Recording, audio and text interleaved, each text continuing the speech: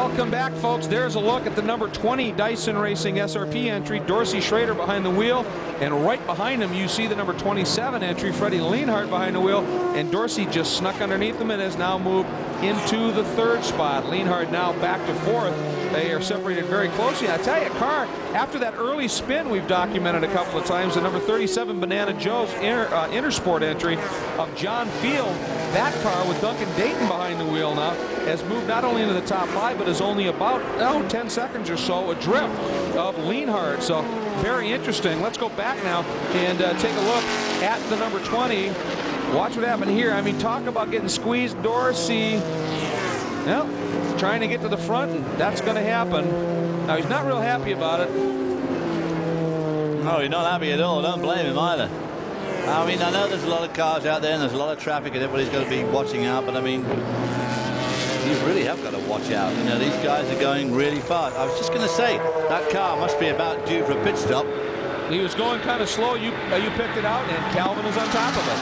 Well, Freddie Lienhardt has brought the Dallara into the pits, and right on cue. It should be a good stop here. They're actually in for an unscheduled stop here a short while ago. They have a flat shift mechanism on the gearbox, which means they can actually change gear without lifting off the gas pedal, and that has actually melted the electrical connection. They had to go in, disconnect that, so the guys are having to lift now when they shift. But it's going to be Mauro Baldi. He won this race with Kevin Durant here in '98, teamed with Didier Taze, along with Gianpiero Moretti, of course. And it was his birthday here on Thursday. He was 48 years old, so a lot of experience behind the wheel right now. And what a stellar driving lineup Freddie has really put together here. Didier Taze, Mauro Baldi, and then we're waiting with great anticipation when Mad Max gets behind the wheel of this machine and puts the pedal to the floor.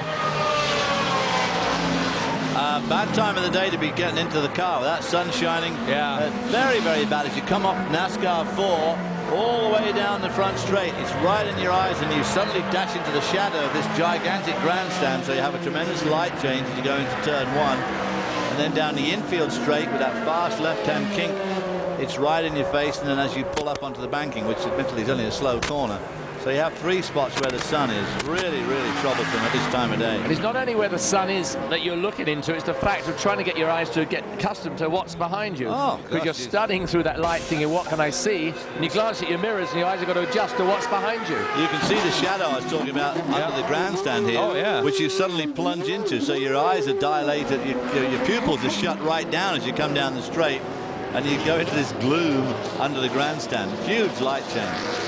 Meanwhile, up front, the number 13 Ricci Ferrari continues to run very strongly here. Second spot is the number 36. That, of course, is the Alan, Riley, and Scott. And we also in the third spot right now, Dorsey Schrader, who's on a bit of a charge. And with the pit stop by the number 27 entry, we now have John Field. Duncan Dayton behind the wheel of the 37 Lola Judd has found himself up into the top 4. Dusk at Daytona is pretty much upon us. Darkness just a few moments away. Complete darkness at that for the next 13 hours. We are in our final half hour of our live coverage from Daytona of the first day's activities here at the 40th anniversary of the Rolex 24. What a beautiful shot that is. There's the Rolex clock, and it gives you the time count as to just what's going to unfold. And remember, at the end of this race, the winners of the 5 classes walk away with perhaps one of the most famous mementos in all of racing, a Rolex watch. We want to give you a look at the highlights from our first 5 hours of competition. If you are just joining us recently, in the first hour, it all started before we even went green as the champion Lola Porsche ducked down in the pits before the green came out. They've had nothing but problems all day. The number 16, Weaver, they had a problem with the power steering, dropping fluid on the brake pedal. Very dicey indeed. Hour 2, number 38, running incredibly well was the report until it broke and has stopped and is struggling. And watch this. You heard Brabs talk about this earlier when the number 63 machine looped right in front of it, and he was able to get going, eventually ducking underneath Rob Dyson and picking up the lead. We move into hour 3. Close calls, though, still for David Brabham. Watch this. Off the bank, he kind of blind behind that car. Almost clips a big piece of debris.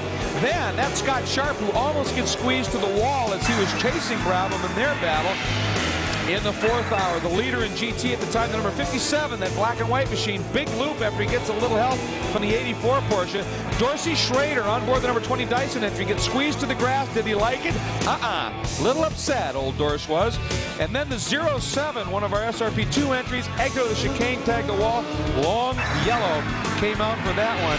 And then in the 5th hour of our competition, the battle continues. And watch this right here. Robbie Gordon ducks underneath Stefan Johansson, whose tires had gone off, and just accelerates away the number 29 AGT car. Boy, I'll tell you, that hood immensely high, got over the fence, thankfully. The car continued, but not so much luck for the other AGT competitor that had been so strong, including Kevin Harvick behind the wheel. Let go over the chicane, parked the car, done for the day.